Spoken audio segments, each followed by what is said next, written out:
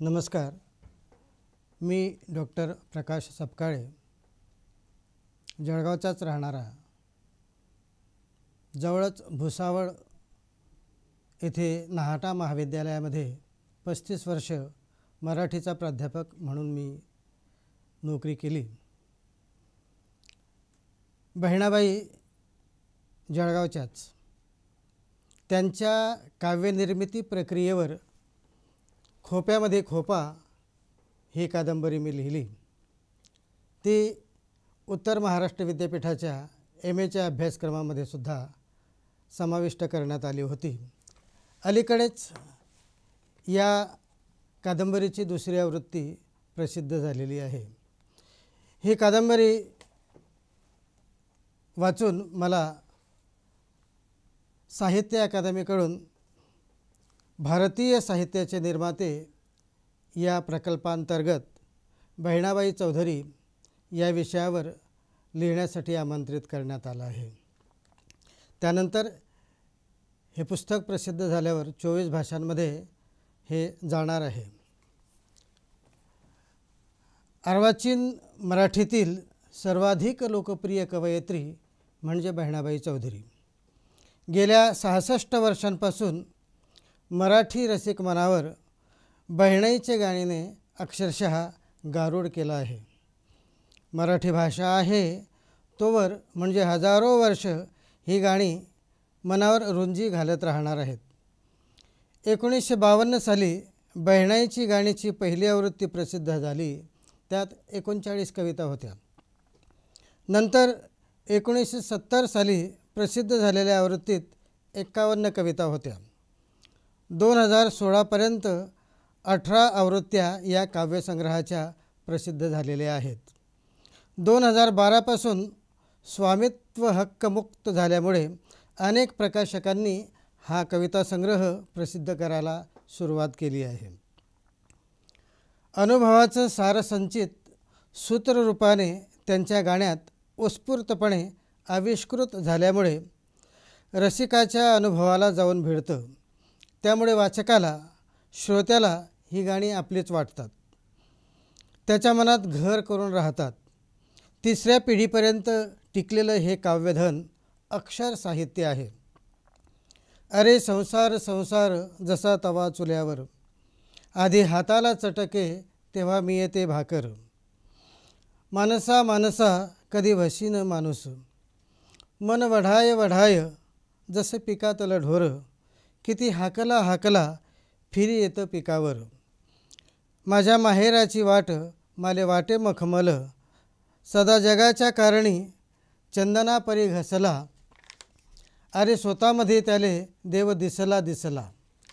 नको नको रे ज्योतिषा, नको हात माझा पाहू. माझे दैव माले कये, माझ्या दारी नको येऊ. नको लागू जीवा सदा मतलबा पाठी, हिरिताचं देणं घेणं नाही पोटासाठी. अशी एक ना अनेक वचने सहज ओठावर रेंगाळतात. उच्च उदात्त श्रेष्ठ जीवनमूल्यांनाच वाङ्मय मूल्य प्राप्त करून देणारी कवयित्री निरक्षर शेतकरी स्त्री होती हे ऐकून आश्चर्य वाटतं. जात्यातून पीठ बाहेर यावं, गाईने दूध द्यावं, तसं बहिणाबाईच्या मुखातून उत्स्फूर्तपणे ही गाणी झालेली आहेत. हे रचनेचं कौशल्य नाही तर झरा मूळचाची आहे खरा. मूळच्या झऱ्याचं नितळ पाणी, मराठी साहित्य सोनियाच्या खाणी, बहिणाईची गाणी ही अमृतवाणी.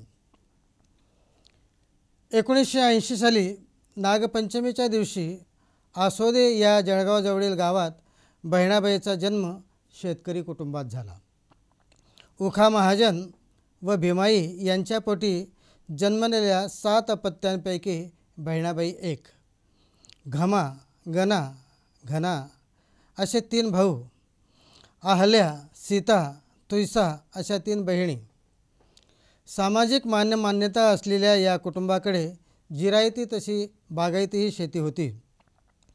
शेतकरी कुटुंबातील सर्वांनाच शेतीमध्ये राबावं लागतं, कष्ट करावे लागतात.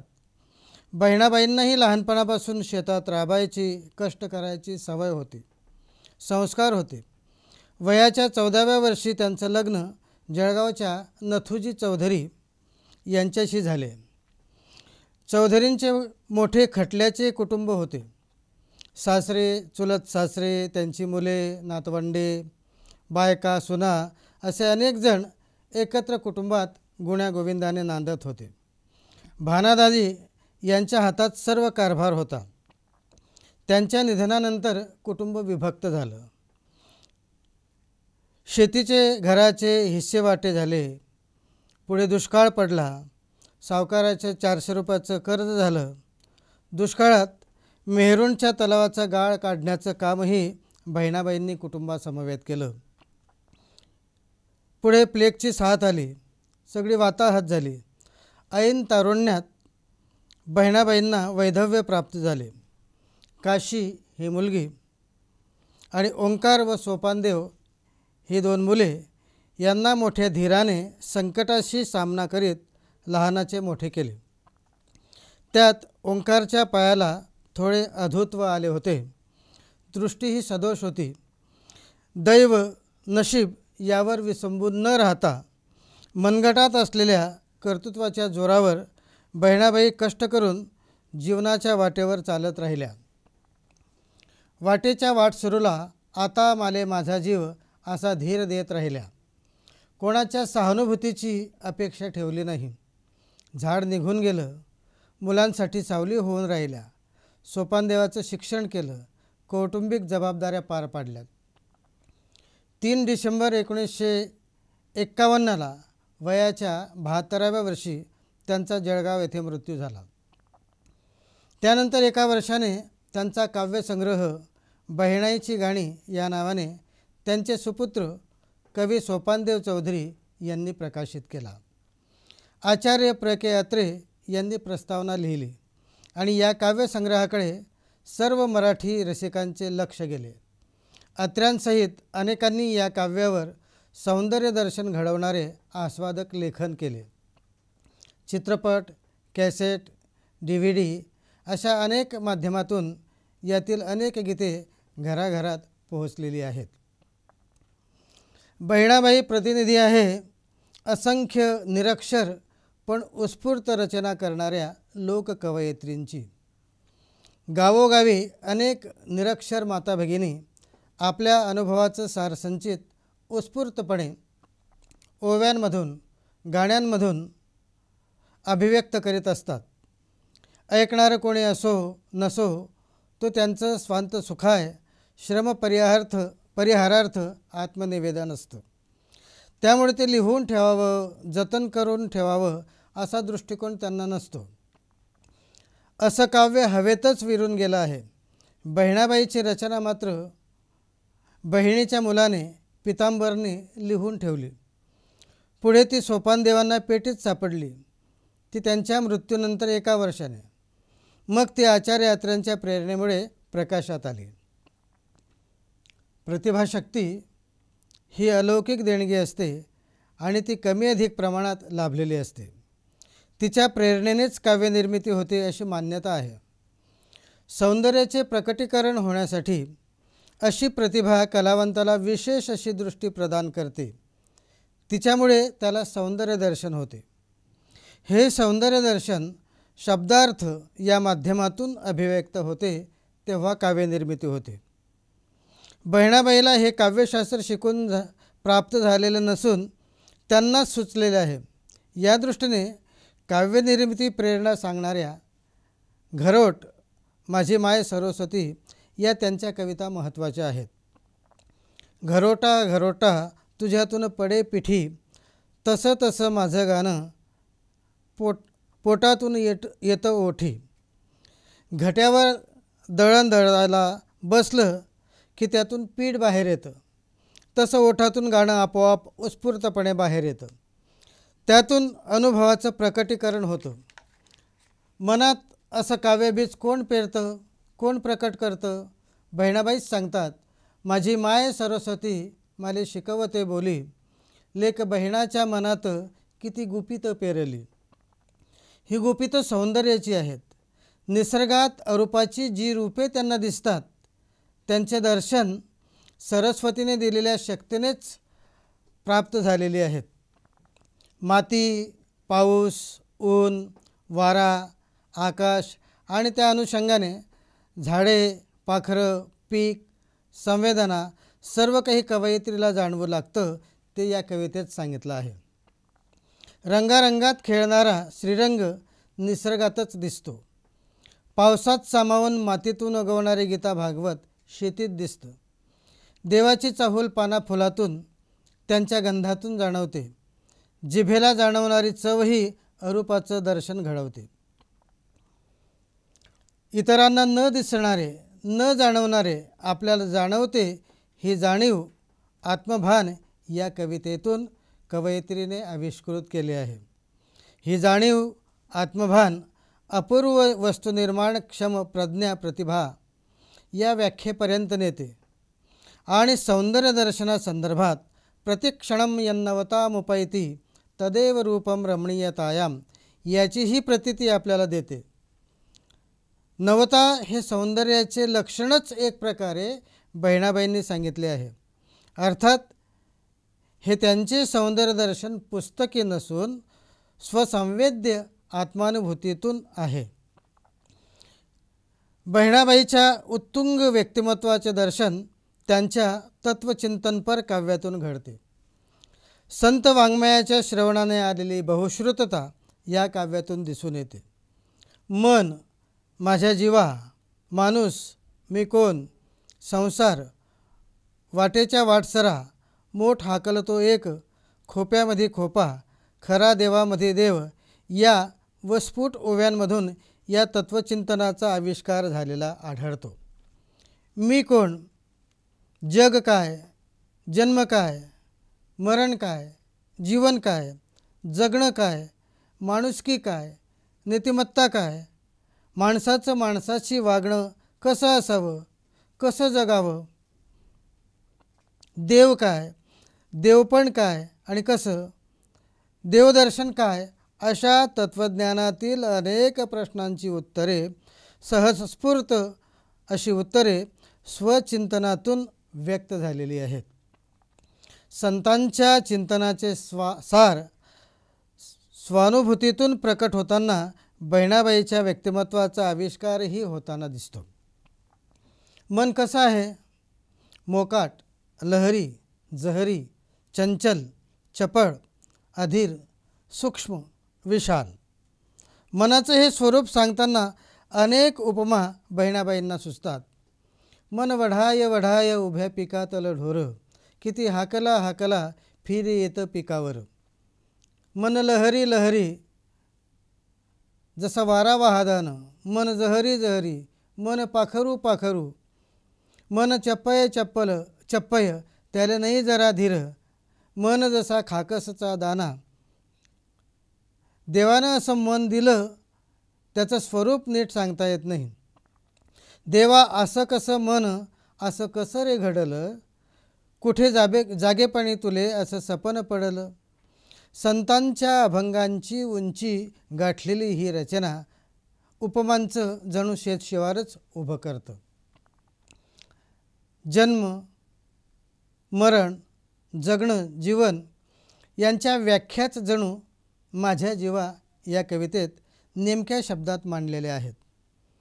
जीव देवाने धाडला, जन्म, बोलवणं आलं, मेला, मधले अंतर म्हणजे जीवन. जसा घडला मुक्काम त्याला म्हणती रे जीनं. आला सास गेला सास जीवा तुझं रे तंतर, अरे जगणं मरण एका सासाचं अंतर. असं जन्म, मरण, जीवन यांचं स्वरूप सांगताना शेवटी जीवनाचा, जगण्याचा आदर्श कवयित्री सांगतात.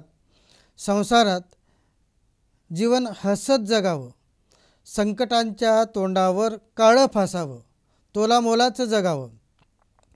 जग जग माझ्या जीवा असं जगणं तोलाचं, उच्च गगनासारखं धरित्रीच्या रे मोलाचं. असं नीतिमत्तेनं जगणं हाच खरा संसार. जगताना सुख दुःख येणारच, संकट येणारच. सुख दुःख सर्वांना सामोरं जावं. जे लाभलं आहे त्यात रडत कुढत बसू नये. सर्व जीवन दुःखमय नसतं, सुखही असतंच. हा विचार बहिणाबाई वेगवेगळी उदाहरणे दृष्टांत देऊन पटवून देतात. अरे संसार संसार जसा तावा चुल्यावर, आधी हाताला चटके तवा मियते भाकर. संसार गळ्यातला हार आहे, लोढणं नाही. खिऱ्यासारखा आहे, देठाजवळ थोडासा कडू, बाकी सर्व गोड.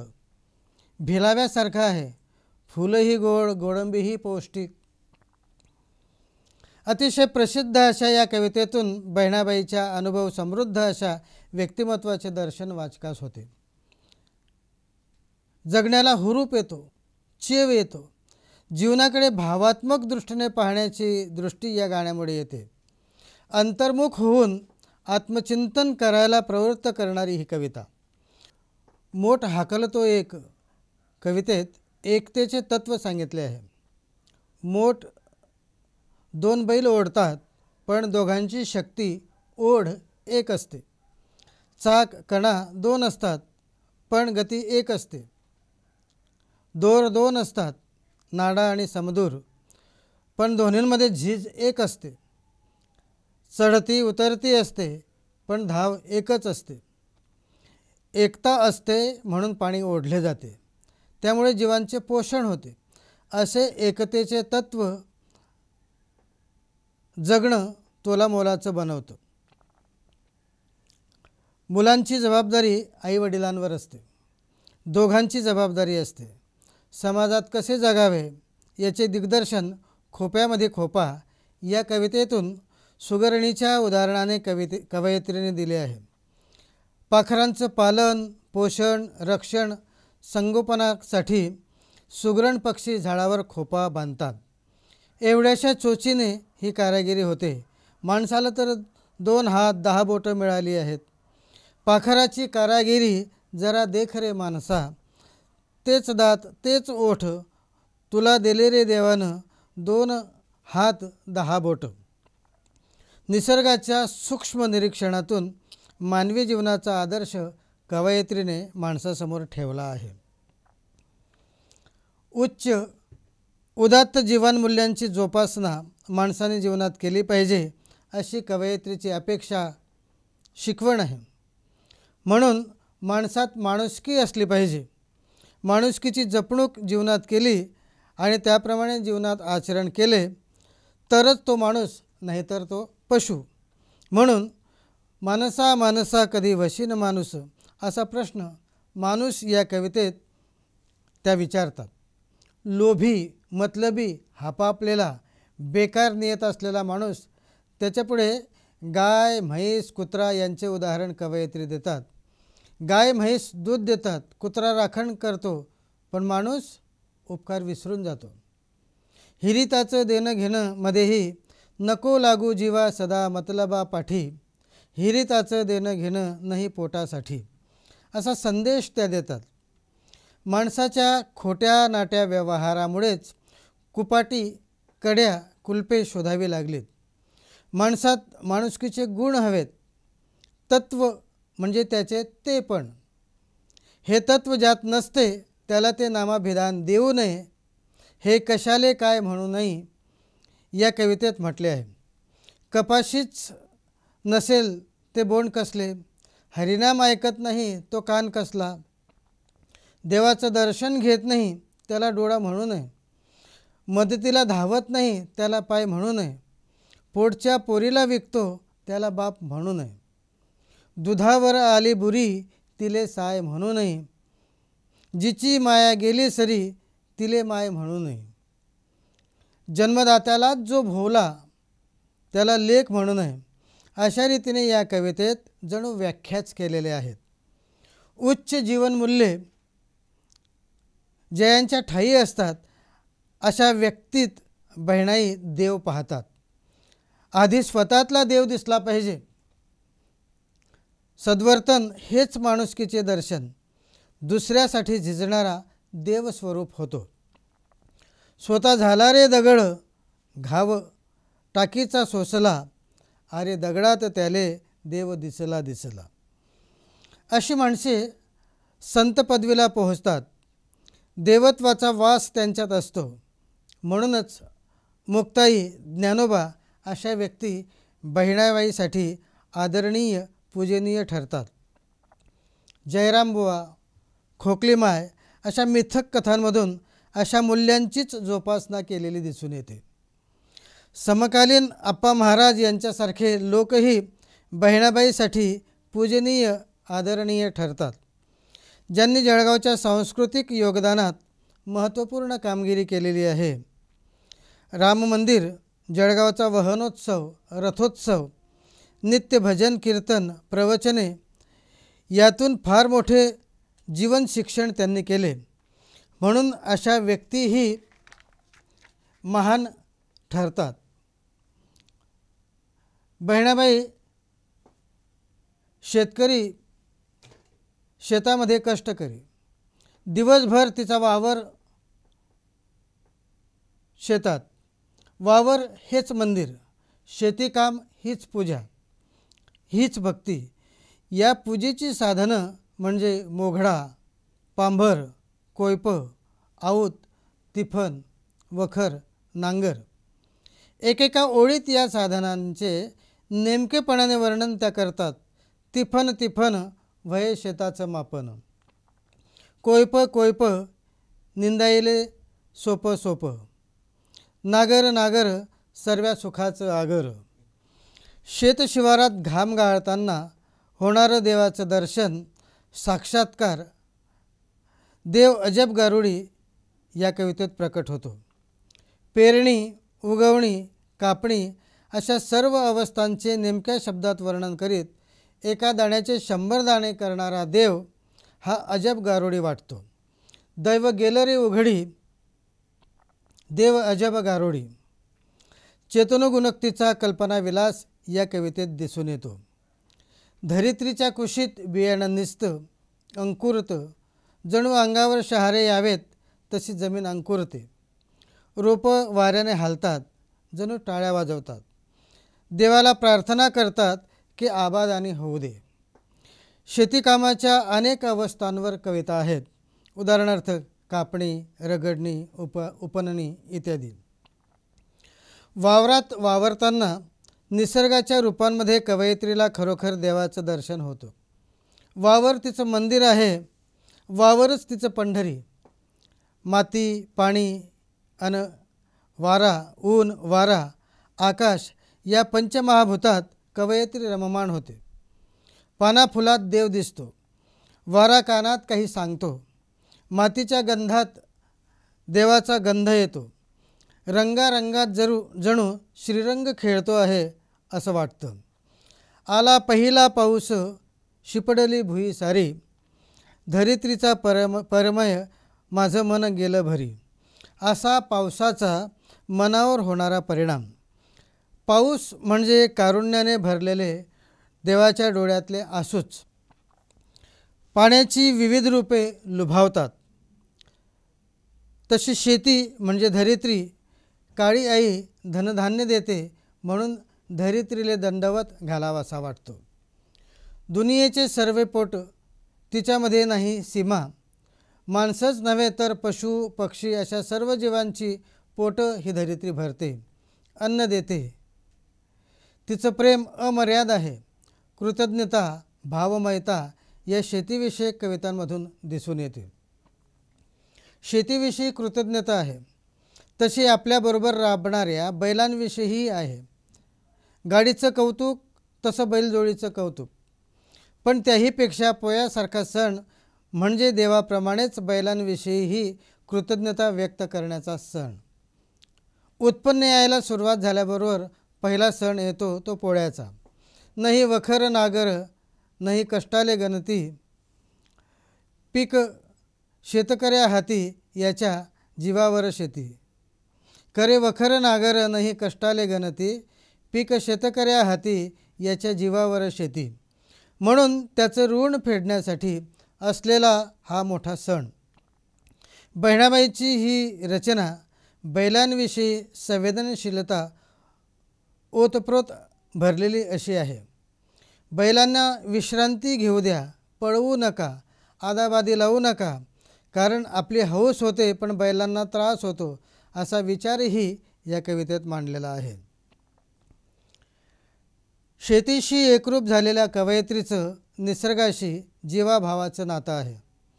धरित्रीसारखं जगावं असा आदर्श कवयित्री समोर आहे. आस्तिकता, ईश्वरनिष्ठा, कृतज्ञता, सहनशीलता, दातृत्व अशा गुणांचे संस्कार कवयित्रीवर आहेत. ते शेतीमुळे, शेतीशी संलग्न अनुबंधामुळे. आता माझा माले जीव आणि लपे कर्माची रेखा या वैधव्य प्राप्तीनंतरच्या कविता. वयाच्या 30व्या वर्षी बहिणाबाईंना वैधव्य प्राप्त झालं. झाड गेलं निंगेसनी मांगे सावली उरली. सांत्वन करणारेही निघून गेलेत. सहानुभूतीने संसाराचा गाडा ओढला जात नाही. पती गेला तरी पत्नीला आपल्या मुलांच्या सुखासाठी उभं राहावं लागतं. कष्ट करावे लागतात. पालनपोषण शिक्षण करावं लागतं. म्हणून रडत बसण्यात अर्थ नाही. रडू नको माझ्या जीवा तुले रड्याची रे सव. रडू हसव रे जरा त्यात संसाराची चव. हा जीवनाचा अर्थ अनुभवातून कळला आहे. जीवनाच्या वाटेच्या वाटसरा चालत राहायचं असा उपदेश स्वतःच जणू स्वतःसाठी देत आहे. धैर्य, कणखरपणा या गुणांचे दर्शन या कवितेतून होते. लपे कर्माची रेखामध्ये कवयित्री ज्योतिषालाच हाकलून देत आहे. आपलं भविष्य आपल्याला कळतं. त्यासाठी हस्तरेषा, ग्रह, तारे, पंचांग, कुंडली यांची काही गरज नाही. लपे कर्माची रेखा माझ्या कुंकुवाच्या खाली. पुशीसनी गेलं कुंकू रेखा उघडी पडली. कमवणारा गेला म्हणजे धनरेषा फाटली. आकाशच कोसळलं. पण कर्तव्य करायचं आहे. त्यासाठी उभं राहणं भाग आहे. अतिशय आत्मविश्वासाने, कणखरपणाने दृढनिश्चय करून बहिणाई भविष्य सांगणाऱ्या ज्योतिषाला उद्देशून म्हणतात, नको नको रे ज्योतिषा, नको माझा हात पाहू. माझं दैव माले कळे, माझ्या दारी नको येऊ. स्वतःच्या कर्तव्याची जाण आणि आत्मभान असल्याने कवयित्री असं म्हणू शकते. बहिणाईची ही विज्ञाननिष्ठाच एक प्रकारे या कवितेतून दिसून येते. प्रासंगिक कविता, स्फुट ओव्या यातून बहिणाईची मिश्किल वृत्ती, विनोद वृत्ती दिसून येते. नाही दियामध्ये तेल चुल्हा पेटता पेटता या कविता या दृष्टीने उल्लेखनीय आहेत. दिवा लावणे, चूल पेटवणे या गोष्टी 100 वर्षांपूर्वी सोप्या नव्हत्या. बायांना हे काम, कठीण काम दररोज करावं लागतं. हे आहे तर ते नाही अशी तूट नि अपूर्णता ही नेहमीची ठरलेली बाब. दिवा लावावं तर त्यात तेल नाही. तेल घातलं तर वात नाही. वात उंदराने पळवलेली. मग मिळेल त्या चिंधुकाची वात बनवली तर आगपेटी सापडेना. सापडली आगपेटी तर तिच्यात आगकाळी एकच. सापडली आग्या येतयाची लेक. आली आली हाती काळी लाडानं उसाची एक. काळजीपूर्वक हळूवार पेटवली तर ती विझून गेली. या अंधाराले बाहीसनी मेली इझीसनी गेली. आगकाळी अंधाराला घाबरणे, तिला आग्या वेताळाची लेक अशी उपमा देणे कल्पनाविलासात कवयित्रीची मिश्किलता दिसून येते. चुल्हा पेटता पेटता याही कवितेत अशीच कसरत आहे. चुल्हा पेटत नाही, धूर हटत नाही, डोळे धुराने लाल होतात, फुंकणी सापडत नाही, आगकाळ्या संपल्या, संकाळ्या संपल्या, जीव मेटाकुटीला आला, विस्तावाला जणू हिव आलं.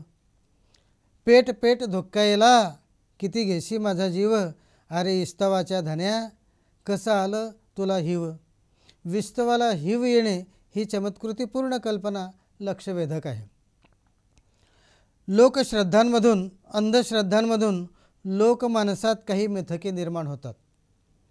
अलौकिक, लोकोत्तर अशी परिमाणे, वलये वास्तविक काल्पनिक व्यक्तिरेखांभोवती निर्माण होतात. खऱ्या खोट्याचा इथे प्रश्न नसतो. गोसाई, जयरामबुवा, खोकली माय अशी काही मिथके बहिणाई चित्रित करतात. सगळ्या गावाचा खोकला घेणारी, गावाला खोकल्याच्या संकटापासून मुक्ती देणारी खोकली माय अशी देवत्व पावते. जयरामबुवासारखे लोक जे दुसऱ्यांच्या कामी येतात, परोपकार करतात, त्यांची ही पूजा होऊ लागते. मिथकांप्रमाणेच अनेक व्यक्तिरेखा बहिणाबाईंनी हुबेहूब चित्रित केल्या आहेत.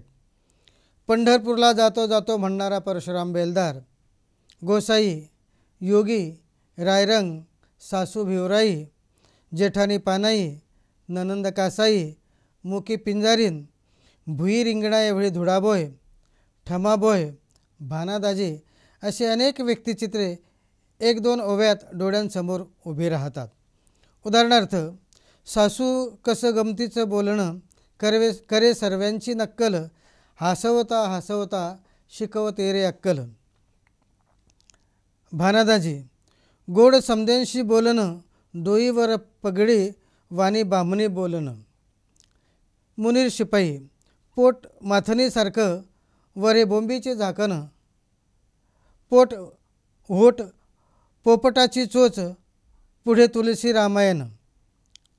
कुसुंबेची घासोटीन, सदा अंगावर बुरा, डोकं कुंभाराचा आवा, नाही डोक्यात अक्कल, पण बुचू बुचू जुवा. अशी अनेक व्यक्तिचित्रे या संग्रहात आहेत. स्फुट ओव्यांमध्ये प्रतिभेची व भाषेची चमक दिसून येते. कल्पना सौंदर्याची पखरण झालेली आढळते. उच्च जोडप्याची कशी जमली रे जोड, उभे ताडाखाले जसं भुई रिंगणीचं झाड. हौस केली लिसळीले गोंदलं, डोळ्याले आली लाली, चष्म्याले औषधी लावली. पुस्तकातलं मस्तकात गेलं, मस्तकातलं पुस्तकात आलं. अशा अनेक उत्स्फूर्त म्हणी बहिणाबाईंना सुचत. बहिणाबाईंचे भाषिक चिंतनही अनेक ठिकाणी दिसून येते. उदाहरणार्थ, कशाले काय ओ म्हणू नये, स्फुट ओव्या इत्यादी ठिकाणी. माय म्हणता म्हणता ओठ होटा लागे भिडे, आत्या म्हणता म्हणता केवढं अंतर पडे. जीजी म्हणता म्हणता दातामध्ये जीभ दडे, काका म्हणता म्हणता कशी मागे मागे दडे. गुढीपाडवा म्हणण्याच्या ऐवजी गुढी उभारणी म्हणावं अशी त्या सूचना करतात. विहिरीला आड का म्हणावं, घट्यातून पीठ येतं तर त्याला जातं का म्हणायचं, असे प्रश्न तिने उपस्थित केलेले आहेत. असे वाक्प्रचार म्हणी यातून ध्वनींच्या शब्दार्थांच्या पातळीवरचे चिंतन केलेले प्रत्ययास येते. बहिणाबाई यांचे स्थान मराठी वाङ्मयामध्ये अनन्यसाधारण असं आहे. कोणत्याही प्रकारची वाङ्मयीन परंपरा त्यांच्या मागे नव्हती. लोकसाहित्य आणि संत साहित्याचे संस्कार होते. घडण लोकसाहित्याच्या व संत साहित्याच्या श्रवणातून झालेली होती. त्यातून जीवनमूल्यांची शिकवण मिळालेली होती. याचेच प्रतिबिंब त्यांच्या गाण्यामध्ये पडलेले दिसून येते. चार चौघींसारखी असणारी, चार चौघींसारखे अनुभव घेणारी एक निरक्षर शेतकरी कष्टकरी बाई आपले जीवनानुभव उत्स्फूर्तपणे शब्दामध्ये ओवीत अभिव्यक्त करू लागते. इथे तिचे वेगळेपण अधोरेखित होते. सासर माहेर यातील तिच्या भावना संवेदना स्त्री स्वभाव सुलभ आहेत. त्या आत्मनिष्ठ स्वरूपात अभिव्यक्त झालेल्या आहेत. वैधव्य लाभल्याने भोगावे लागणारे अनुभव आणि त्यातून सावरणे, जीवनाला सामोरे जाणे ही स्वानुभूती आहे.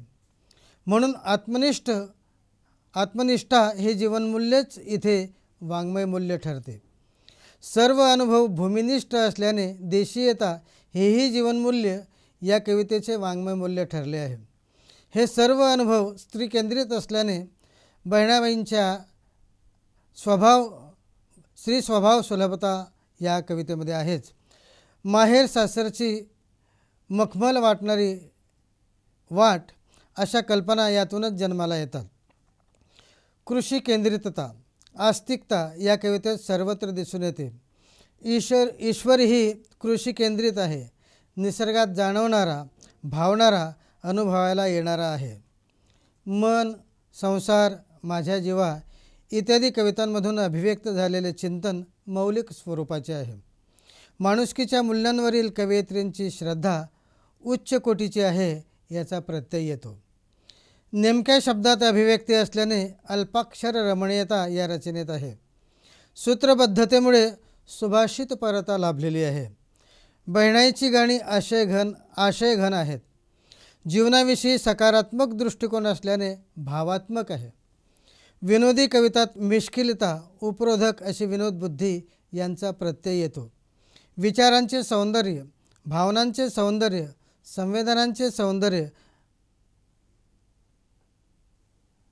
अशी सर्वांग सुंदर ही रचना आहे.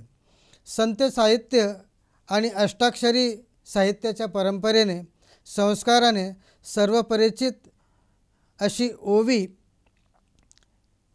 या छंदामध्ये ही कविता उत्स्फूर्तपणे आविष्कृत झालेली आहे. जळगाव जिल्ह्याच्या पूर्व भागामध्ये सर्व शेतकरी जी खानदेशी बोली बोलतात त्या बोलीमध्ये बहिणाबाईने आपल्या या कविता केलेल्या आहेत. या बोलीचं सौंदर्य आणि सामर्थ्य याची प्रतीती या गाण्यांमधून येते. या खानदेशी बोलीबरोबरच खानदेशी समाज, संस्कृती, रीतिरिवाज, सण उत्सव, कुटुंब संस्था, भौगोलिक परिसर, ऋतुचक्र, तत्कालीन स्त्रियांचे भावविश्व, नातेसंबंध या गाण्यांमधून चित्रित केले आहे. नमस्कार, धन्यवाद.